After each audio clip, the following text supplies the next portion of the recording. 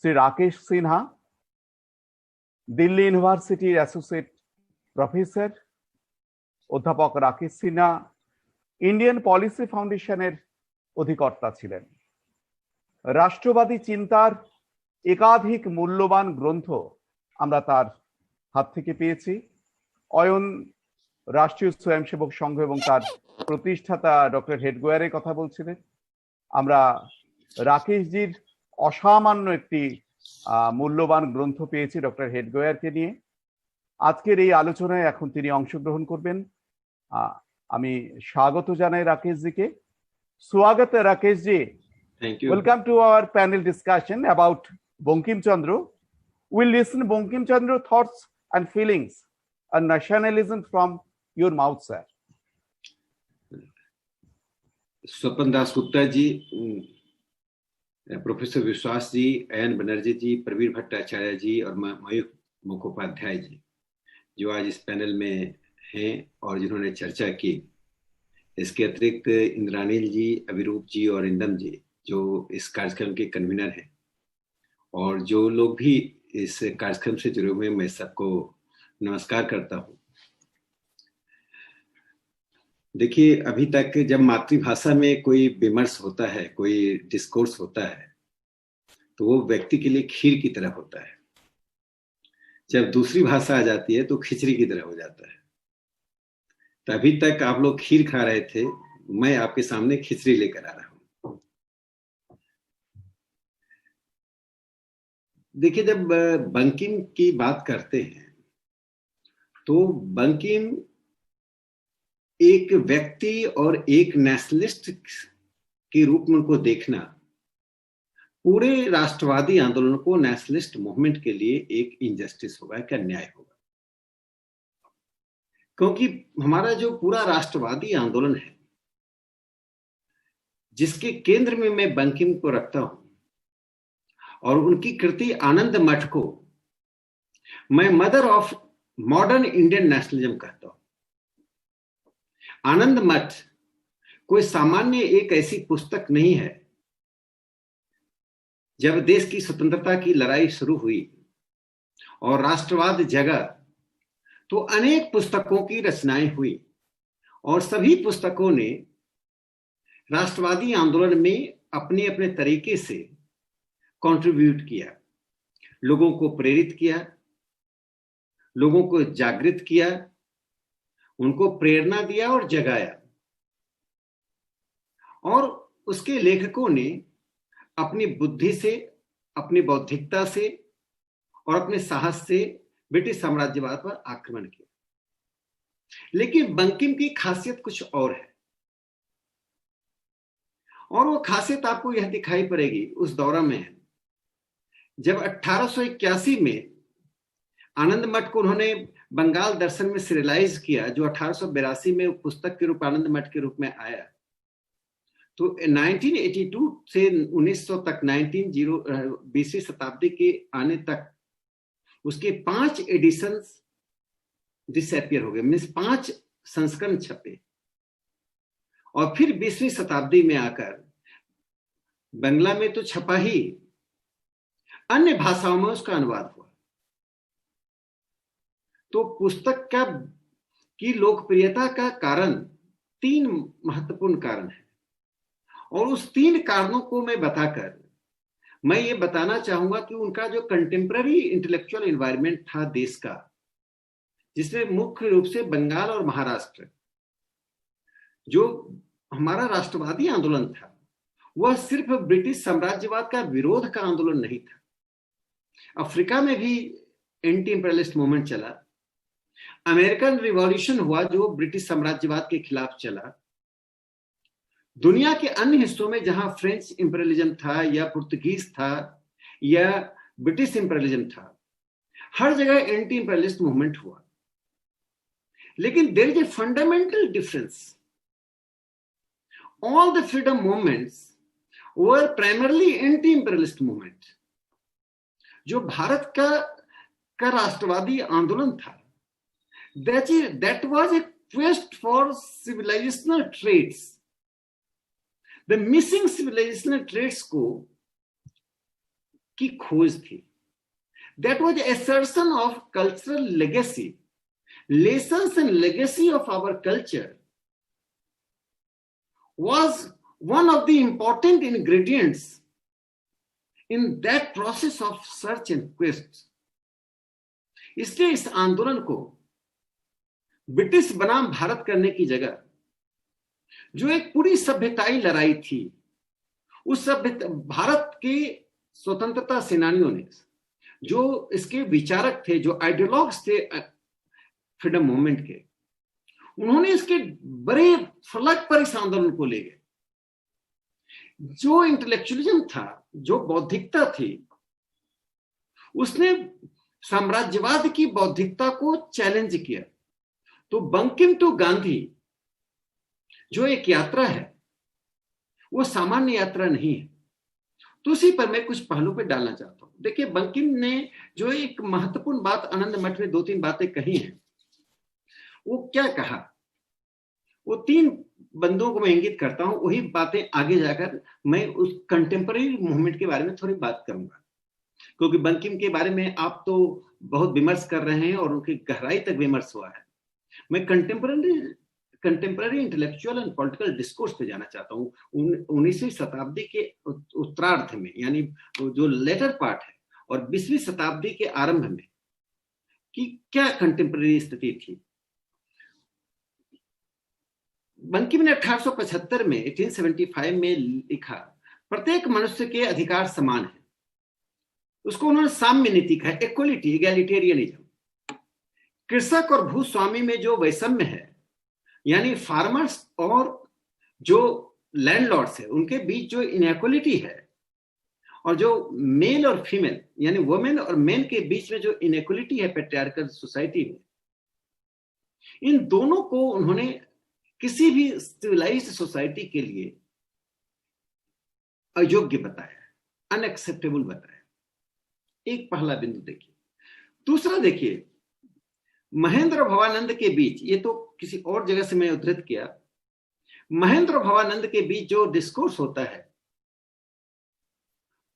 तो महेंद्र कहता है, भवानंद से कहता है, जब भवानंद राजा की सामान को गाड़ी से चोरी करता है, तो महेंद्र पूछता है, अच्छा क्या संतान क्या चोरी करके डाका डालकर मां की पूजा करते हैं? भवानंद कहता है, राजा का यह रुपया जो लोग, इस पर उसका क्या अधिकार है?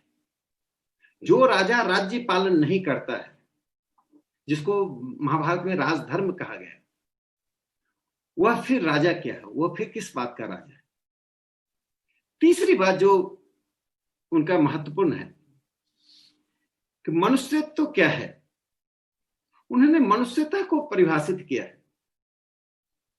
एक तो इकोनॉमिक एस्पेक्ट हो गया, इनइक्वालिटी के एस्पेक्ट को उन्होंने कहा, सोशियो इकोनॉमिक इनइक्वालिटी का जो पैराडाइम सेट किया उन्होंने. दूसरा, कॉन्टेक्सचुअल पैट्रियोटिज्म की बात कही कि यदि राजा अन्याय करता है तो कॉलोनियल रूल के बारे में कहा, वो बाद में भी लागू होता है, जो उसको इटर्निटी कितनी बड़ी है उनकी बातों में. तीसरा, मानव वृत्तियों का उत्कर्ष, यानी जो highest stage of human traits है, वही धर्म, दैट इज रिलीजन. और उसी में उन्होंने एक बात जो मनुष्यता को परिभाषित करते हुए, अब आनंद मठ में जो उन्होंने वंदे मातरम का प्रतिपादन किया, जो पूरे देश में ही नहीं, आइडिया ऑफ इंडिया का एक आधार बन गया, तो वह बंकिम को एक अलग स्थान देता है. उस स्थान को हम तब समझ पाएंगे जब हम कंटेम्पररी डिस्कोर्स को जानना चाहेंगे. आपको ध्यान होगा, राष्ट्र ऋषि राजनारायण बसु ने हिंदू धर्म की श्रेष्ठता पर जो पुस्तक लिखी, उसका इंट्रोडक्शन लिखते समय बंकिम ने 1873 में न्यू हिंदू की बात कही थी. एक नया हिंदू आएगा. वो नया हिंदू कौन है? जो सेक्ट से और नैरो इंक्लिनेशन से मुक्त है, वो सिर्फ हिंदू है. वह जो एक नई बात उन्होंने राजनारायण बसु जी की पुस्तक की समीक्षा में उन्होंने कही उसी तरह से उन्होंने 1872 में शंभू चंद्र मुखर्जी को एक पत्र लिखा। उसमें उन्होंने कहा डी एंग्लिसाइजेशन होना चाहिए। वो डी एंग्लिसाइजेशन क्या है? उन्होंने कहा कि हमें उस भाषा में बात करनी चाहिए।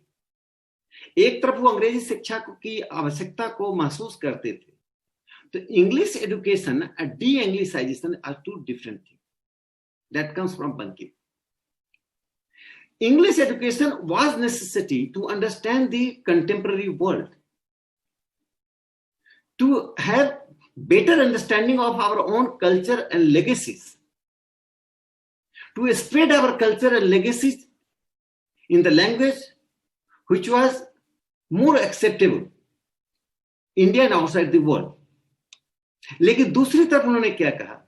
डी एंग्लिसाइज करना, वो एक ट्रेट है। अंग्रेजी आना और अंग्रेजियत होना दोनों में अंतर है। बंकिम ने उस आंदोलन में कहा कि अंग्रेजियत से हम मुक्त हो और हम उस भाषा में बात करें। भाषा का मतलब सिर्फ लैंग्वेज नहीं है, हमारी फ्रेज, हमारे संदर्भ, कॉन्टेक्स्ट, रेफरेंस पॉइंट, जो लोगों को समझ में आता है, जो मासेज को समझ में आता है। इस फ्रेमवर्क में जब हम बंकिम को देखते हैं और उस 18th सेंचुरी के पोस्ट जो लेटर पार्ट है, उत्तरार्ध है, उसमें जो हम फ्रीडम मूवमेंट, जो बौद्धिक और एक सांस्कृतिक खोज को देखते हैं, तो मैं उसमें कुछ बातें रखता हूं जो बंकिम, इसलिए मैं कहा कि आनंद मठ की क्यों आवश्यकता पड़ी और आनंद मठ को क्यों देश ने इस तरह स्वीकार किया और क्यों वह स्वतंत्रता आंदोलन के बाद भी आज हमारा एक बुनियाद बना हुआ है, एक बेस बना हुआ। उसका कारण देखिए, जो इंटेलेक्चुअल मूवमेंट शुरू हुआ तो महाराष्ट्र में भंडारकर आए, रानाडे आए, मालबार आए, चंदावरकर आए, ये 4-5 थिंकर आए। अब एक थ्योरी चला कि ब्रिटिश ये सब इंग्लिश एजुकेटेड थे, भारत को ये उन संकटों से निकालना चाहते थे। तो इनके सामने प्राइमरी संकट क्या था? तो लैक ऑफ सेल्फ कॉन्फिडेंस, कि हम अपनी ऊर्जा से, अपनी आंतरिक ताकत से, अपने सोशल एंड कल्चरल ट्रांसफॉर्मेशन को हम एक कंक्लूडिंग एंड तक ले जा सकते। तो उन्हें लगा कि डिवाइन प्रोविडेंस, यानी ब्रिटिश जो आया है वो कोई एक ईश्वर की योजना से भारत आया है। अब भंडारकर ने वाइस चांसलर थे बम्बई यूनिवर्सिटी को, उन्होंने 1894 में बम्बई यूनिवर्सिटी के कॉन्वोकेशन में भाषण में कहा, this is a providential purpose. क्या था? To politically educate India. दूसरा, रानाडे ने कहा, उसी तरह रानाडे ने कहा कि it is a divine imagination और divine objective to create consciousness among the Indian people, उनको सोशल कल्चरल जो मिली हो उससे बाहर करने का। चंदावरकर ने विल्सन कॉलेज में 1886 में भाषण देते हुए कहा, it is A provincial design of, वो क्या प्रोविडेंशियल डिजाइन है, क्या ईश्वर की योजना है कि एक ऐसे देश के हाथ में भारत आया जिसके पास कॉन्सेंस है, जो सिविलाइजिंग केयर करेगा, यानी सभ्यताई उत्थान हमारा करेगा, तो उसको रिजेनरेटिव कैपेसिटी ब्रिटेन में है। एक यह धारा चली लगातार। ये सब 19वीं शताब्दी के 18वीं शताब्दी के लास्ट पार्ट में थे जब बंकिम रचना कर रहे थे। तो महाराष्ट्र और बंगाल के इंटेलेक्चुअल मूवमेंट में मैंने देखा कि जो बड़े नाम थे, जो सामाजिक सुधार कर रहे थे, उन्होंने ब्रिटिश साम्राज्यवाद के उन ताकतों को इसलिए समर्थन किया, उनको लगा कि समाज और संस्कृति के उत्थान के लिए ब्रिटेन का आना जरूरी है। जैसे एक चिंतक ने कहा कि हमारे पास स्वतंत्रता और कानून व्यवस्था नहीं थी, ये ब्रिटिश साम्राज्यवाद के आने के बाद आ गए। उसके समानांतर एक आंदोलन चला, जो आंदोलन जिस बात को रेखांकित करता था, रीइंफोर्स करता था, बहुत महत्वपूर्ण था। उसने ब्रिटिश साम्राज्यवाद को किस रूप में देखा, उसमें कुछ नाम मैं लेता हूं। उसमें 2 नाम बहुत इंपॉर्टेंट है। एक तो भास्कर पांडुरंग हैं उनके बड़े भाई दादा व पांडुरंग हैं। भास्कर पांडुरंग ने बॉम्बे गजट में 8 निबंध लिखे, 8 आर्टिकल्स लिखे, और उन्होंने अपने नाम से आर्टिकल्स नहीं लिखा, हिंदू के नाम से एक पेन नेम हिंदू रखा, उसके नाम से आर्टिकल लिखा। सॉरी, वो लेटर टू द एडिटर लिखा, संपादक के नाम पत्र लिखा, लेकिन बड़े बड़े पत्र होते थे। ठीक वैसे ही जैसे लालचंद ने पंजाब में 1909 में सूडोनेम से 21 लेटर्स लिखे, जो बाद में सेल्फ एब्नेगेशन इन पॉलिटिक्स के नाम से छपा। अब देखिए, भास्कर पांडुरंग ने पहला लेटर जो उन्होंने 30 जुलाई 1941 को 30 जुलाई 1941 को लिखा, उसमें उन्होंने वो सब आंकड़े दिए। ही एंटिसिपेटेड दादा भाई नौरोजी, जो दादा भाई नौरोजी ने 1901 में on British rule in India कहा, poverty and British rule of India, brain drain की थ्योरी दिया। वास्तव में वो ब्रेन ड्रेन की थ्योरी सबसे पहले भास्कर पांडुरंग ने दी। उन्होंने कहा कि ब्रिटिश साम्राज्यवाद के कारण हमारी गरीबी बढ़ती जा रही है। उन्होंने आंकड़े प्रस्तुत किए। 5वां लेटर जो उन्होंने 20 अगस्त 1941 को लिखा, उस लेटर में उन्होंने साफ तौर पर ब्रिटिश साम्राज्यवाद के बारे में कहा कि यह पॉलिटिकली इनसिंसियर है, इकोनॉमिकली एक्सप्लॉइटेटिव है, रेशियली डिस्क्रिमिनेटरी है और एसेंशियली अन इंडियन है। अब उस दौर में वही जो लोग, एक वह धारा थी जो ब्रिटिश साम्राज्यवाद को सामाजिक और सांस्कृतिक कारणों से आवश्यक मानते थे, उन्हीं में से एक वर्ग, उन्हीं में से था जो, जैसे रनाडे ने पूना में उन्होंने फर्स्ट इंडस्ट्रियल कॉन्फ्रेंस को जब एड्रेस किया 1890 में, तो उन्होंने एक आंकड़ा दिया कि 190 करोड़ का एक्सपोर्ट भारत करता है, उसमें 75 करोड़ का सिर्फ रॉ मटेरियल्स हम एक्सपोर्ट करते हैं। 14 करोड़ का एक्सपोर्ट वह कहते हैं जो foreign capital and foreign skill से बना है। रेस्ट ऑफ द जो बनता है वो हमारी उसमें योगदान, हमारे आधे कच्चे माल ही होते हैं, और उसी कच्चे माल से जो बनकर आता है उसको हम खरीदते हैं। राणे ने कहा, उसका दादा भाई नौरोजी ने कहा। तो एक धारा यह थी जो सामाजिक सांस्कृतिक कारण से उसकी उपयोगिता को साबित करती थी, लेकिन जो महत्वपूर्ण पक्ष है, बंकिम ने जो धर्म के आधार पर भारतीय स्वतंत्रता आंदोलन को एक जागृत करने का काम किया, वह धर्म जिसको मार्क्सवादी इतिहासकार या मार्क्सवादी समाजशास्त्री एक कम्युनल नैरो हिंदू अप्रोच कह के पुकारते हैं, वास्तव में समझ नहीं पाए। बंकिम ने मनुष्यता की जो परिभाषा दी, धर्म की जो परिभाषा दी, हिंदू के नैरोनेस को बाहर करके उठने की परिभाषा दी, तो बंकिम ने जो रेखांकित किया उसका सबसे महत्वपूर्ण पक्ष यह था कि हम अपने अंदर के उस ताकत को पहचाने, जो ताकत ब्रिटिश साम्राज्यवाद के आने के बाद बौद्धिक खोज से नहीं मिली है, जो हमारी हजारों साल की सभ्यता में गुड एंड एविल, अच्छे और बुरे की लड़ाई में जिन ताकतों ने सिंबॉलिक ढंग से आज हमारे सामने वो उदाहरण प्रस्तुत किया। जब वो मां दुर्गा कहते हैं तो उसका तात्पर्य उस बैटल से है जिसने एविल फोर्सेस को पराजित किया। तो कोई भी समाज और संस्कृति जब अपने कॉन्टेक्स्ट को, अपने संदर्भों को छोड़ देती है, अपने सांस्कृतिक विरासत, कल्चर लेगेसीज के एलिमेंट्स को छोड़ देती है और फॉरेन एलिमेंट्स के मिरर में अपने आंदोलन, मैं कौन हूं, मेरा आंदोलन क्या है, मेरी मांग क्या है, कल का भारत कैसा होगा, भारत के लोगों की परिभाषा क्या होगी, आइडिया ऑफ इंडिया क्या होगा, जब इसको हम दूसरे की आईने में देखना शुरू करते, दूसरों को समझना, पढ़ना, उसके अनुसार आत्मचिंतन करना, सेल्फ इंट्रोस्पेक्शन करना, वो एक अलग बात है। लेकिन दूसरे के मिरर में जब हम इन चीजों को परिभाषित करने लगते हैं तो दो बातें आती हैं। एक अपराध बोध आता है, गिल्ट कॉन्शियस आता है। अपराध बोध के कारण हम बहुत चीजों को छोड़ देते हैं।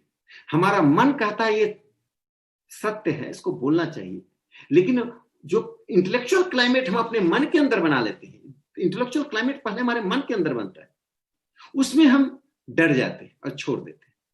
दूसरा, हम उन शब्दावली, फ्रेजेस, मुहावरों और तौर तरीकों को हम अपना लेते हैं जो हमें लगता है कि दूसरों को ज्यादा स्वीकृत होगा।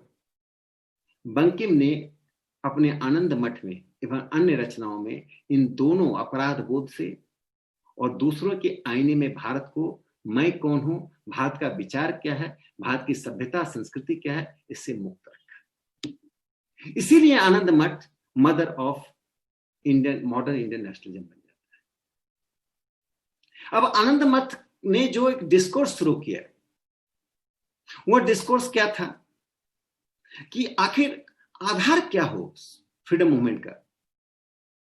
हम संघर्ष करें, लेकिन ट्रुथ, सत्य, पूरे आनंद मठ को पढ़ने को लगता है सत्य का आचरण नहीं छोड़ना है। तो इसीलिए जब उन्होंने थ्योरी ऑफ रिलीजन लिखा था 1884 में, 1884 में, तो उसमें अनुशीलन का कंसेप्ट दिया। अनुशीलन जो शब्द स्वतंत्रता आंदोलन में, खास करके क्रांतिकारी आंदोलन में सबसे महत्वपूर्ण शब्द बन गया। अनुशीलन सिर्फ का जो पॉपुलर कंसेप्ट है उससे हटकर बंकिम ने पश्चिम की में संस्कृति की परिभाषा और भारत में संस्कृति की परिभाषा में बुनियादी अंतर को स्थापित किया। He established the difference between the concept of culture propagated and propounded by the Europeans and us. ये दोनों में अंतर स्थापित किया। उस कल्चरल फ्रेमवर्क में, जो कल्चरल फ्रेमवर्क भारत के मन को, उन्होंने कहा एक शरीर होता है, एक मन होता है। अब बंकिम क्या करते हैं, शरीर और मन अपने राइटिंग्स में, एक शरीर की आवश्यकता, शरीर के अंग होते हैं, एक मन की आवश्यकता और मन के अंग होते हैं। तो जब तक मन की पूर्णता नहीं होती है तब तक मनुष्यता नहीं आती। तो बंकिम जब मन की पूर्णता की बात करते हैं तो उसमें अनुशीलन का सबसे महत्वपूर्ण स्थान है। देखिए, उसी कंटेम्पररी वर्ल्ड में जब आंदोलन चला तो महाराष्ट्र में लोक हितवादी जीवी देशमुख, जिनको लोक हितवादी कहते थे,